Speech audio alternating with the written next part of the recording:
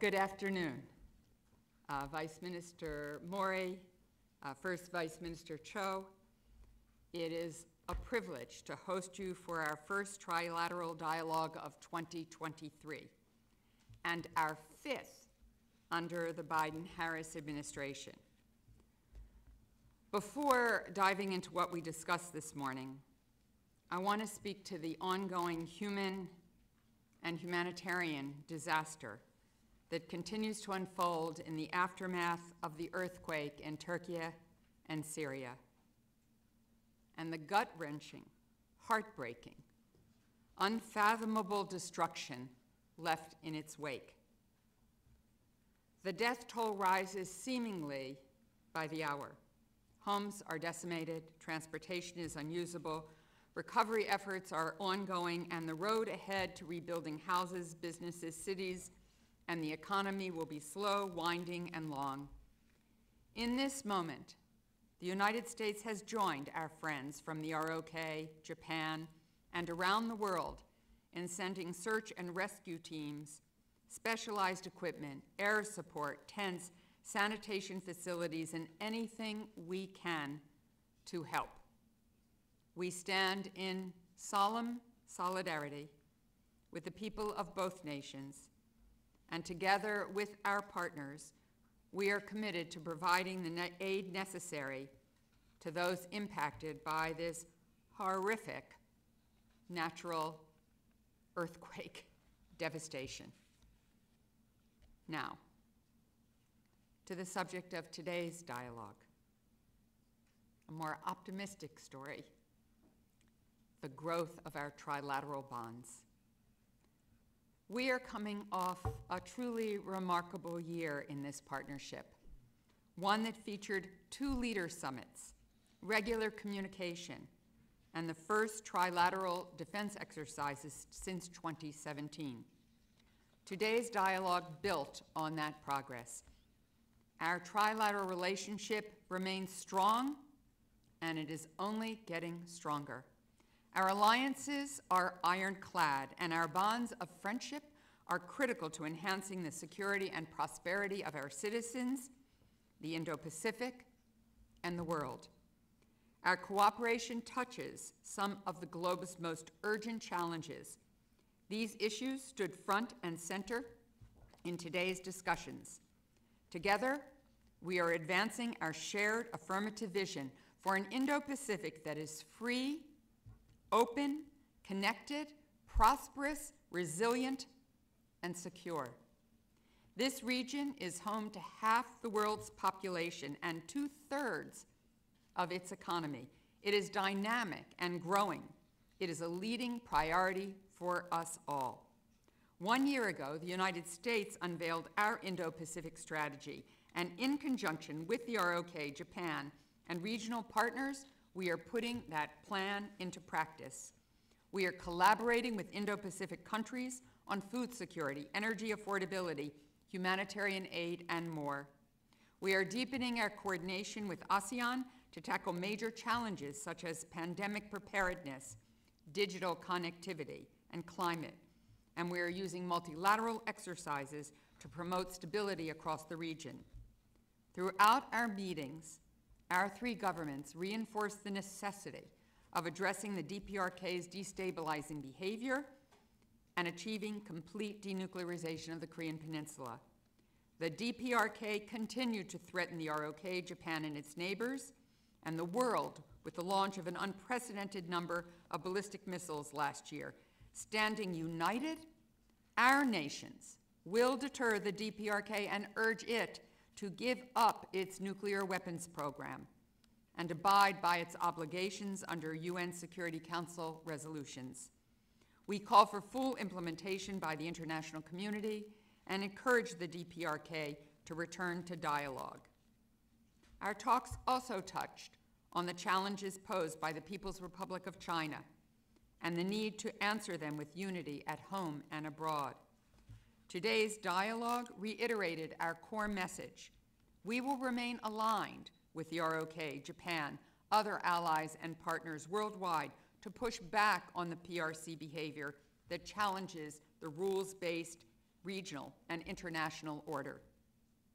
We will continue to counter the PRC's destabilizing activities in the South and East China Seas. We will keep working for maintaining peace and stability in the Taiwan Strait. Alongside the ROK and Japan, we will find areas where collaboration with the PRC is possible and, in fact, vital to international security, from climate and global health to narcotics, non-proliferation, and beyond. Moving outside our immediate region, and this region that we were discussing in the Indo-Pacific, our discussions included Russia's unprovoked war in Ukraine, and the ROK and Japan's steadfast support, assistance, and cooperation in seeking to end the suffering endured by the Ukrainian people. Our country's actions, alongside partners across the globe, are an unmistakable sign that we will stand firm against any attempts by any nation to change international borders by force. We will hold Russia accountable. We will stay united in defense of Ukraine's sovereignty, territorial integrity, and fundamental rights. Finally, our dialogue covered a wide range of issues that speak to the broad scope of our partnership. On security, the United States is firmly committed to the defense of the ROK and Japan, to enhancing our cooperation with partners like Australia, India, and New Zealand, to deepening ties between Indo-Pacific nations and NATO. On the broader region, we are engaged with ASEAN on law enforcement, transboundary challenges in the Mekong subregion, renewable energy, and health. We had productive discussions about supporting Pacific Island countries as they deal with climate change mitigation and adaptation. We are also coordinating with Japan and the ROK as partners in the Blue Pacific to tackle climate change, illegal, unreported, unregulated fishing, equitable access to infrastructure investment, and defense of the rules-based order. On human rights, our three countries are focused on promoting gender equity across the Indo-Pacific, responding to gender-based violence, increasing women's economic participation and entrepreneurship. As APEC host this year, we look forward to broadening this work with Japan and the ROK and others to bolster the international economic system and showcase the centrality of the APEC region to resilient, inclusive, broadly shared prosperity. So you can see by my long opening statement, we covered a lot of ground today. Yet there's still so much to do to uphold our interest, values, and vision, which we all share. Together, I know we will. Thank you.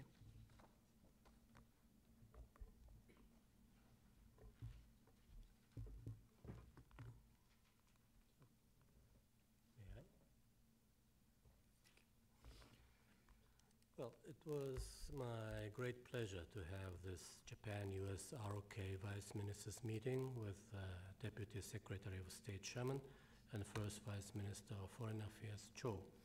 For the first time in 4 months, I would like to thank Wendy and her staff for their warm hospitality. The free and open international order, based on the rule of law, is being seriously challenged, to begin with Russia's aggression against Ukraine, which will mark 1 year on the 24th next week. At the same time, the security environment surrounding Japan has become increasingly severe. Against these backdrops, coordination among Japan, the US, and the ROK is becoming increasingly important, not only in dealing with North Korea, but also in maintaining peace and stability of the region, and in realizing a free and open Indo-Pacific. Our leaders reaffirmed at the Trilateral Summit last November in Cambodia the importance of forging still closer trilateral coordination in the security field and beyond. Based upon our leaders' commitment, 3 of us had a frank and strategic discussion today and renewed our resolve to further deepen our coordination. On North Korea, we shared the recognition that North Korea's intensified nuclear and missile activities, including ballistic missile launches with an unprecedented frequency and in unprecedented manners pose a clear and serious challenge to the international community. While North Korea has publicly stated its intention to further enhance its nuclear and missile programs this year, concerted efforts of the international community are critical. Under these circumstances, we concurred on continuing close collaboration among our three countries in enhancing regional security deterrence, cooperation at the UN, including the Security Council, where Japan is now sitting as a non-permanent member, and diplomatic engagement towards the complete denuclearization of North Korea. Regarding the abductions issue, I asked for continued understanding and cooperation on this issue and gained full support, again, from both the US and the ROK. I would like to once again thank both of you for your support. On Ukraine, we shared our strong concern about the Russian missile and drone attacks that have resulted in civilian casualties as well as serious damage to the civil infrastructure. In particular, Japan is seriously concerned about the threat of nuclear weapons by Russia. We concurred that Russia's such threat is absolutely unacceptable, and Russia should never use nuclear weapons under any circumstances. We also concurred that it is important to continue to strongly support Ukraine and to keep imposing severe sanctions against Russia. Such a situation in Ukraine will be one of the most important issues at the G7 summit in Hiroshima, which Japan will be hosting in May. We also had a discussion on regional situation, including in the East and South China Seas, and shared the recognition that we must not accept any attempts to unilaterally change the status quo by force. We also shared the view that it is important to maintain peace and stability across the Taiwan Strait. Furthermore, we discussed a wide range of challenges that the international community is facing, such as economic security. We agreed to further deepen our trilateral cooperation in these areas. Based on today's discussion, I look forward to continuing multi-layered coordination among our three countries. And lastly, I would also like to express my deepest condolences to the families of those who lost their lives in the massive earthquake that occurred in Turkey and Syria, and emphasize our determination to provide necessary support to the affected areas. Japan is a country which has suffered from a number of natural disasters, including the Great East Japan earthquake in 2011, is doing its utmost to provide as much support as possible to those people who were affected by this earthquake. So far, we've dispatched urban search and rescue team and medical team to Turkey and also provided Turkey and Syria with emergency relief goods. I appreciate that the US and the ROK are providing support as well. Thank you for your attention. Thank you. Good afternoon. It is a great pleasure to meet Deputy Secretary Sherman and Vice Minister Mori here in Washington, D.C. I'd like to express my gratitude to Deputy Secretary Sherman and her team for arranging today's meeting. Before my remarks on trilateral cooperation, I would first like to extend my deepest condolences and heartfelt sympathy to all the affected by the devastating earthquake in both Turkey and Syria. All of three of our government promptly dispatched teams to support rescue and recovery efforts and assist the victims of the earthquake, on top of the financial contribution we pledged individually. We sincerely hope for a swift recovery from the aftermath of this tragedy. Over the past year, our three countries have strengthened a trilateral partnership to an unprecedented level, firmly rooted in shared values, including freedom, democracy, human rights, and the rule of law. Exactly 3 months ago, our leaders jointly announced the Phnom Penh Statement on Trilateral Partnership for the Indo-Pacific, which reaffirmed our commitment to trilateral partnership and broadened the reach of our trilateral cooperation to new terrain. Today, Deputy Secretary Sherman, Vice Minister Mori, and I explored ways to translate our leaders' firm resolve into concrete outcomes. First of all, we committed ourselves to respond firmly to any North Korean provocation and work toward complete denuclearization of North Korea. Indeed, peace without denuclearization is fake peace. North Korea has launched a record number of missiles last year and is yet threatening further ICBM and military satellite launches. In response to this threat, we will strengthen robust ROK-US combined defense posture and at the same time enhance our trilateral security cooperation with US and Japan.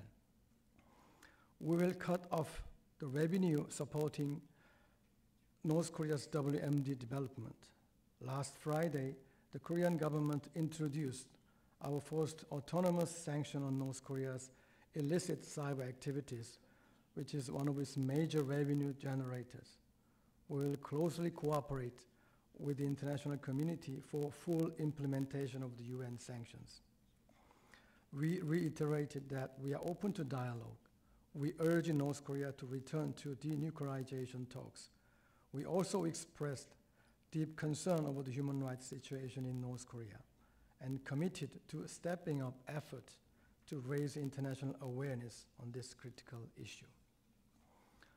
We also underscored our joint commitment to promoting peace and prosperity in the Indo-Pacific region.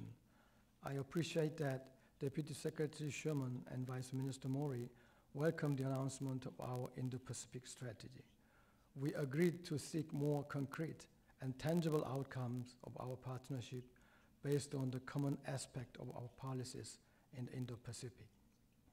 In this vein, we concurred on the importance of deepening our trilateral coordination on development policy. We will coordinate closely with ASEAN partners on a wide range of regional agenda, including climate change, digital connectivity, and public health. We are also committed to further enhancing cooperation for the development of the Mekong region and the Pacific Island. Last but not least, our three countries will closely collaborate on responding to various challenges to the security of the region and the international community. The infringement of other countries' territorial sovereignty can never be tolerated, against which necessary measures can be taken in accordance with international law. We stand together as allies and partners. We strongly condemn Russia's ongoing attacks, which are killing civilians and destroying civilian infrastructure in Ukraine. We reiterated that it is crucial for the international community to keep an united stance and stand firmly with Ukraine. We committed ourselves to continued provision of assistance to Ukraine so that peace and stability can be restored as soon as possible. In addition, we agreed on the urgent need to address economic security challenges, supply chain disruptions, and energy crisis. We reaffirmed our shared commitment to strengthening strategic consultation among three countries, including the dialogue on economic security that our leaders announced in Phnom Penh last November. We will also closely collaborate in international organizations, including the United Nations, to bolster the commitment of the international community to addressing global issues. Today's meeting was a true testament to our ever-growing partnership for the peace and prosperity of the Korean Peninsula, in the Pacific, and beyond. I hope to maintain close communication with both of you, Deputy Secretary Sherman and Vice Minister Mori, and look forward to seeing you again in Korea for our next meeting. Thank you. Thank you. We will take one question from each delegation. First is Sean Tandon from AFP.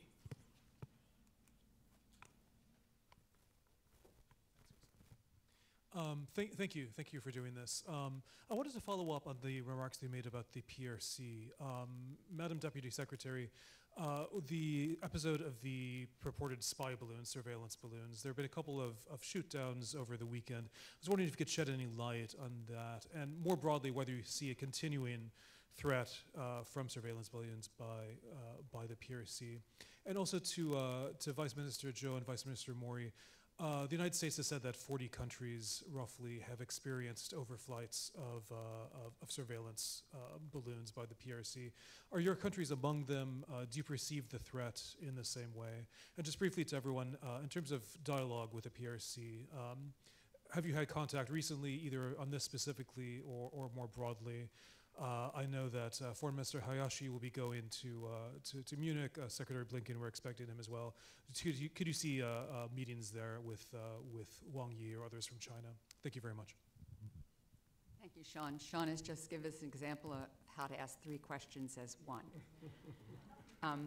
Don't take his advice.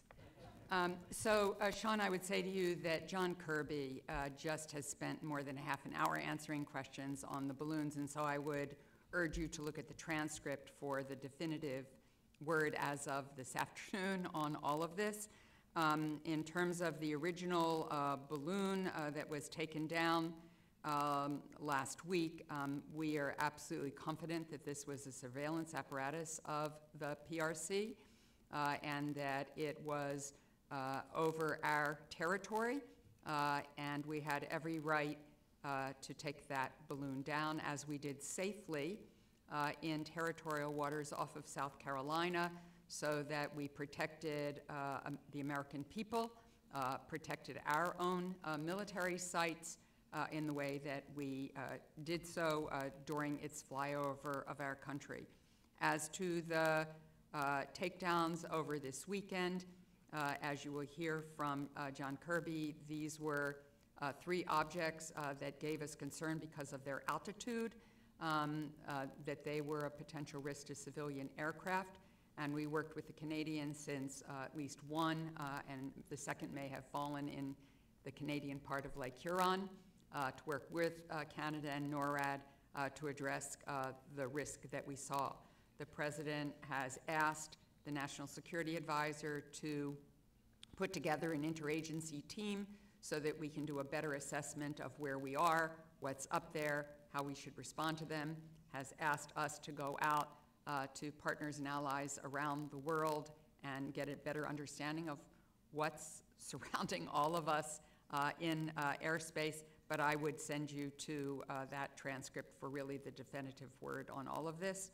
On the issue of dialogue, as Secretary Blinken has said consistently, and as he has said to Wang Yi, as we have all said to the PRC, we are open to dialogue when it is in our interest to do so, and we believe the conditions are right.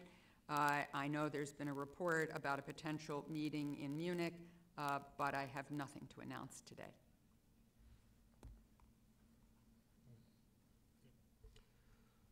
Well, concerning the surveillance balloon issue, I first talk about the original surveillance balloon, which was shot down on the 4th of February. I have to say that no country is allowed to infringe on the sovereignty of another country. So we are aware that the US government explained that China had committed an unacceptable violation of its sovereignty, and that the US had responded carefully and legally in order to protect its own sovereignty and the safety of its citizens.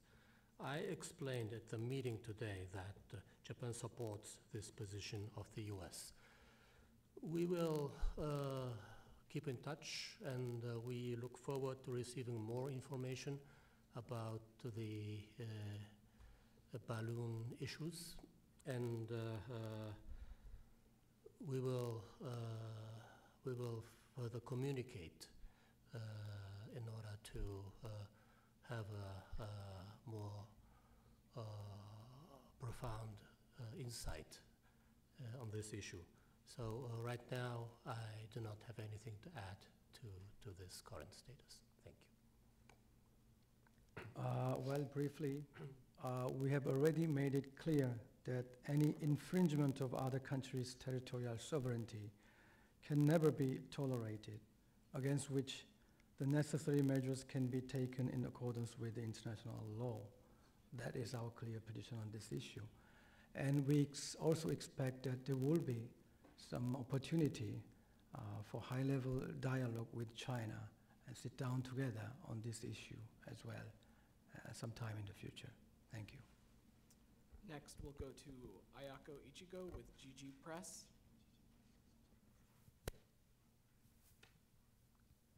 Hi, Ayako Ichigo from GG Press. Thank you for this opportunity. I have a question for Mrs. Sherman and another for Mr. Mori and Mr. Zhou.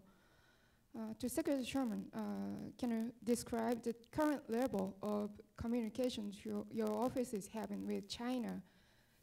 Cancellation of Secretary Blinken's trip, and when do you expect a high-level meeting to resume? It's been reported that Secretary Blinken considering meeting his counterpart in Munich, and can you confirm on that? And to Mr. Mori and Mr. Cho, what is your response to China this morning accusing the U.S. of illegally flying its own balloon over China? Is there any support you can offer the U.S. to push back against state-level misinformation? Thank you. So thank you very much. As I said in response to Sean's question, Secretary Blinken, in his conversation with Wang Yi, said that because of the surveillance balloon over U.S. territory, that and the actions that we reserve the right to take, which we subsequently did, that conditions were not right for the wide-ranging dialogue that we'd hoped to have with the PRC, but that we remained open to conversation, discussion, and rescheduling a trip to Beijing when conditions were appropriate. As far as Munich is concerned, I have nothing to announce today. Obviously, there have been reports of the potential of such a meeting, but I have no announcements today. Before my colleagues answer your question, let me add a fact, which is very important.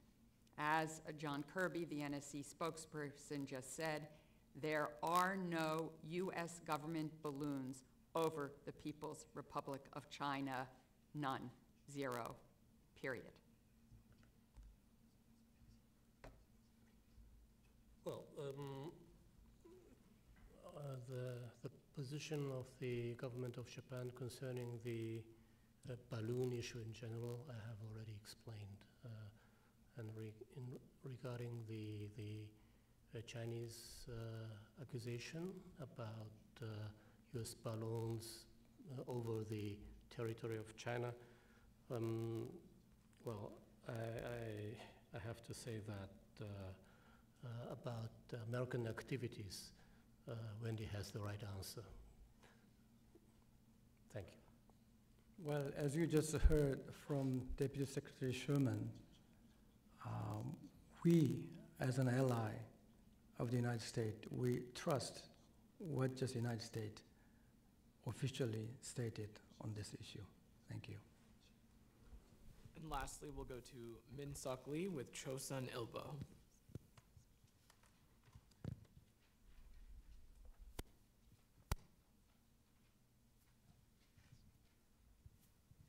Thank you for the opportunity. I'm Min Suk Lee from Chosun Ilbo. My first question is for the Deputy Secretary Sherman and Vice Minister Mori. There's been a report recently published by Senate Foreign Relations Committee about Indo-Pacific strategy. It says, quote, the US and Japan should consider inviting Korea to join the US-Japan Economic Policy Consultative Committee, EPCC, to meet in the 2+2+2 format to address specific economic security issues, unquote. Does the US or Japanese government consider that suggestion? The report also says South Korea could be invited to Quad Plus dialogues on certain issues. Does the US or Japan consider South Korea should be invited more regularly to Quad Plus to better counter Chinese threats? Thank you. 다음 질문은 조현동 차관님께 드리겠습니다. 이번 협의에서 북한의 핵 미사일 위협에 대응하기 위해 한미일 3국이 논의한 구체적 공조 방안들에 대해 설명 부탁드립니다. 그리고 이번 3국 차관회의는 윤석열 정부 들어 세 번째인데요. 한미일 3자 협력이 과거와 비교해 실질적으로 어떻게 바뀌었는지, 앞으로의 지향점은 무엇인지 설명 부탁드립니다.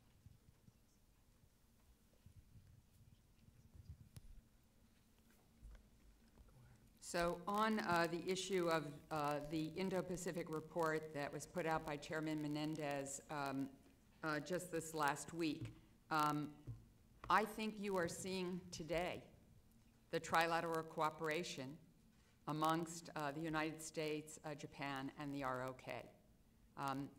This is happening in every domain that you can think of. And we have given you a long list in our joint statement of all of the areas and all of the ways in which we are working together. We are always open to new formats and to new ways that will effectively bring about concrete results. But what you are seeing here today is exactly what that Indo-Pacific report calls for. We are doing it. We will always be open to new formats. And I don't think you could find a stronger trilateral relationship than the one that we have. Well, I completely agree with Wendy, and in all issues of the international society, including the free and open Indo-Pacific, we very much would like to cooperate with ROK. We would like to restore and further advance sound bilateral relations based on the framework of friendly and cooperative bilateral relations that have been built since the normalization of diplomatic relations. I will see first Vice Minister Cho this afternoon, and hope that we will have further productive conversation. Thank you. All right, to me, let me answer your second question first. The comparison between the previous government and the Yoon Suk-yeol government on the trilateral cooperation. First of all, the number of vice ministerial meetings has increased significantly from 3 meetings in 5 years in the previous government to 3 meetings in less than 1 year since the inauguration of Yoon Suk-yeol government.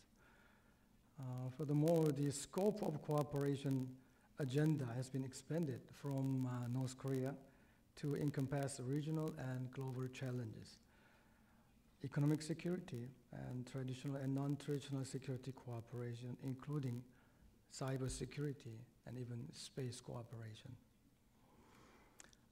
It clearly demonstrates the trilateral cooperation has evolved into a core cooperation mechanism dedicated to peace and prosperity in the region and beyond.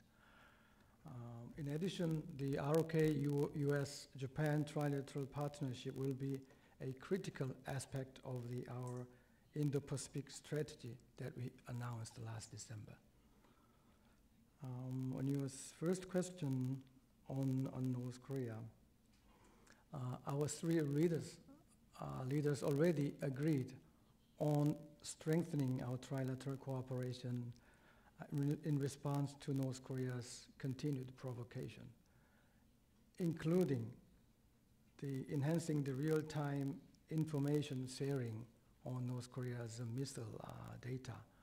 So we have discussed in details, and we will continue to discuss this issue to explore the concrete ways to promote and enhance our cooperation to this end. Thank you. Thank you. Thank you, Your Excellency.